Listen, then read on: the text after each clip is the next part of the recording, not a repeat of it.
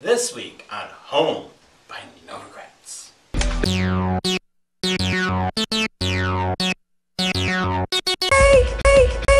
In this week's episode, Bob and Courtney help out a city couple who have triplets all crammed into one small bedroom.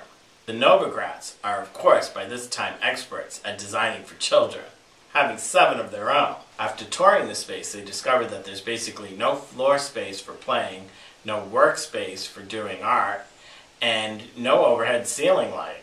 They leave with the goal of bringing more space, more light, and more color. True to formula, Courtney sketches out the basic plan. Bob comes up with a few kooky, offbeat ideas, and the workmen get to work while the Novogratz get to shopping. With 2 girls and a boy, the couple had previously had a mixture of pink and blue. And tip number 1 from Courtney is to mix up that basic color scheme with some other colors that match them both, like purple.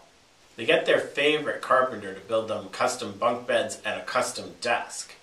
And tip number 2 is that if you use a whitewash stain, the grain of the wood can show through, and it looks nicer than the typical solid surface you'd get with a commercial piece of pre-bought furniture.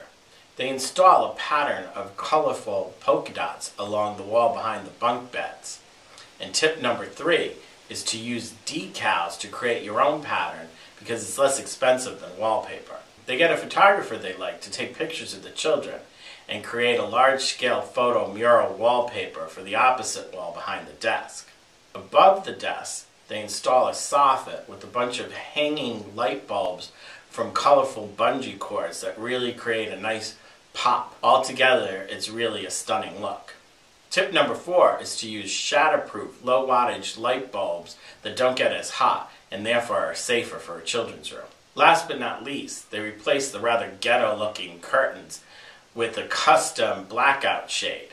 Tip number 5 is that shades are sleeker, more modern, more compact, and take up less space than curtains.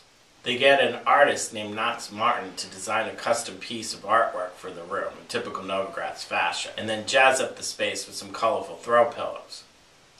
Overall, the space is very sleek, modern, and really stunning looking. And everyone proclaims it a great success. And they think because one bed was taken off the floor, there's a lot more room to play. But they also mysteriously took all the toys away, so of course the room looks great, although those poor girls apparently can't play with their dollhouse anymore.